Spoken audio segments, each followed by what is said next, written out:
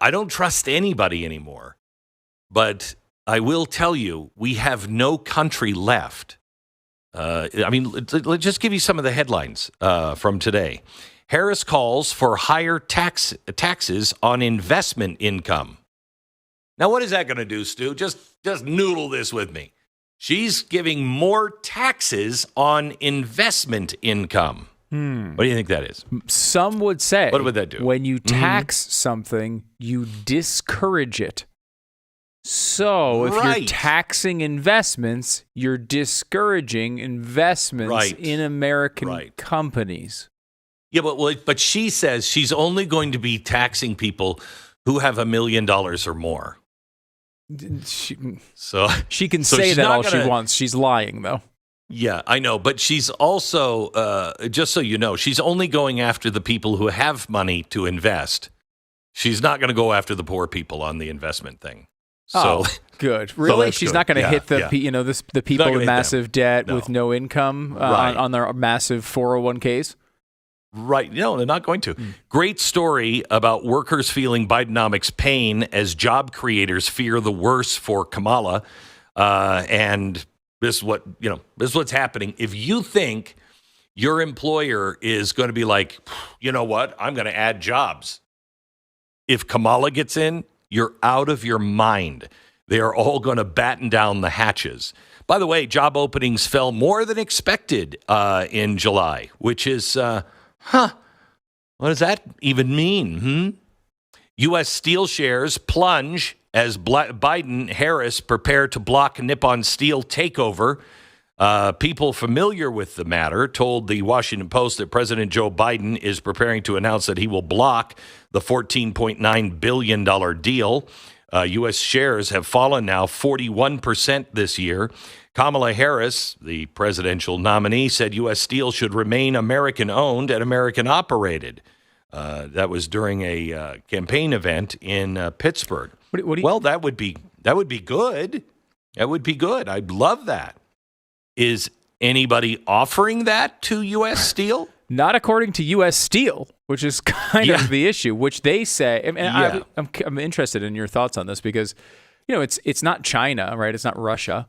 This is an ally, a close ally, Japan, who is trying to purchase U.S. Steel. Obviously, U.S. Steel being like this iconic company makes us feel weird. It has the word U.S., United States in it. But like their point is like, we are screwed without this deal. We're leaving Pittsburgh. We're firing a bunch of people. A lot of union jobs go away if you do not let us go through with this deal. And I can kind of say, I kind of have some understanding of like why you'd be hesitant to want U.S. Steel to go into foreign hands. Like it kind of makes sense to me. And like, so. Oh no, I don't think it should. But you have to, as a country, you can recommend against it. But do you have a plan to save it? I mean, do you have a plan? What is the plan? Nope, we're not going to approve that deal. Okay. Are you working on anything that maybe you get some Americans to pool their money together and say, you know what, we think this is important? U.S. Steel, this is critical infrastructure. If we can't make steel in the United States, we're screwed. But don't worry about it. She's got everything under control. And you're not going to have to worry about cars or tractors or things like that. Because we're all going to be living in 15-minute cities. And if you don't believe me that you will own nothing, and you'll be happy about it, let me just share this. Who owns the environmental services? USDA now is monetizing natural processes under the Sustains Act. So the Sustains Act we told you about a couple of weeks ago. We told you that you had to speak out against this and stop it. Doesn't look like it's going to be stopped.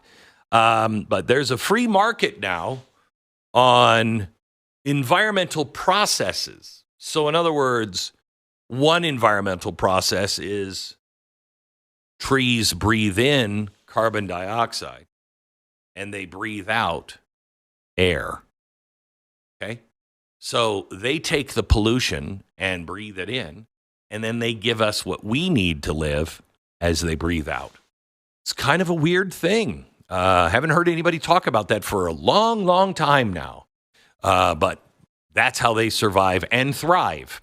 But now, for instance, I've planted in the last 10 years, I can't count the number of trees that I have planted up in a treeless area. And I may not own those trees now.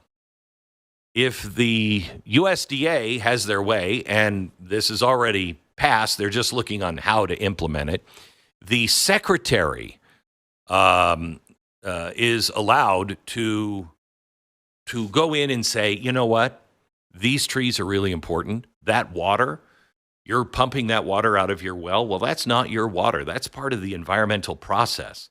And we don't think you should pump any of that water. They will, well, I can't say this. They will regulate, but they won't own.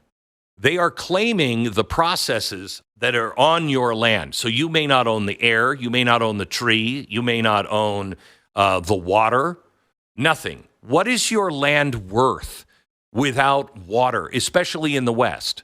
What is your land worth without water, farmers? What is your land worth when you can't till the soil yourself because the minerals and the soil is not really owned by you? You own the space, but you don't own anything other than, maybe your house if it's already built. Who owns that? Well, people like Bill Gates will own that. Bill Gates will come in and say, I just want to save the planet. So I'm going to just buy up all of this farmland, and I'm going to buy the air, and I'm going to buy the trees, and I'm going to buy everything. So that way, when somebody wants to farm on it, like these farmers that have been farming on it for generations, I can tell them no, because it'll hurt the environment. And all of this is done by the secretary of the USDA. I don't even know who that is. Do you? This is why our government is out of control. Who is to answer for this? It's all at the secretary's discretion. No, thank you.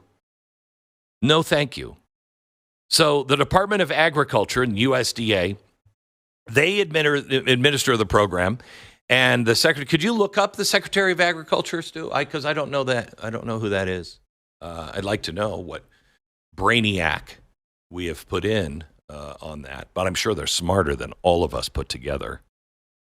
A name from the past, Secretary Tom Vilsack. Remember him? Yeah. Former I don't know why senator? I remember him, Yeah. but I do remember him. Yeah, good. So we have a senator that, and senators know so much about farming and land, and trees and all of that. I think that's fantastic. So the new law sets out how the secretary is to determine ownership of the environmental services that are created on private land through the federal conservation program. Contributing entity, the one who contributes the private funding to the conservation programs, is to prescribe the terms of ownership of the environmental services, subject to the approval of the secretary. So that's great. That's great. The landowner really doesn't have anything to say about it. So don't worry about it. Don't worry about it. What? You can live in a city, a 15-minute city. That's not a problem. You're not going to be able to buy a car because we're not going to make our own steel, and you're not going to really have a job because you don't have to really have a job because you won't own anything. You'll just rent it from your overlords. If you think this sounds like hyperbole, read the news. Read the news. You can get our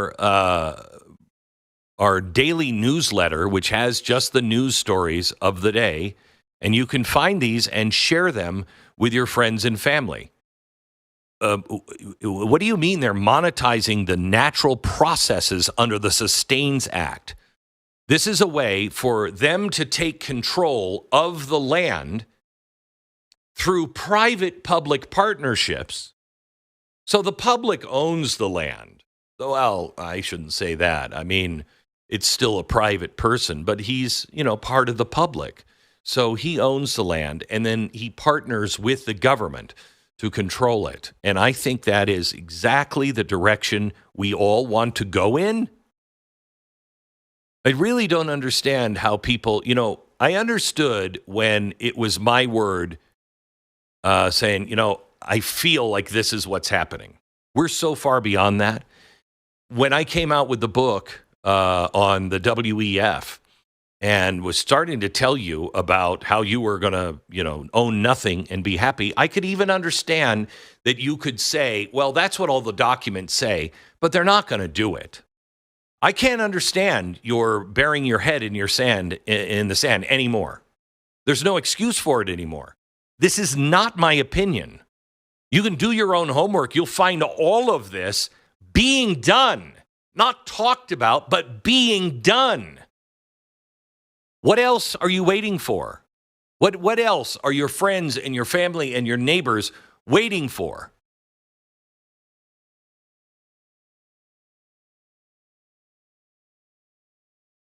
We have to start talking to our friends and our family, not about politics, not about Donald Trump and Kamala Harris.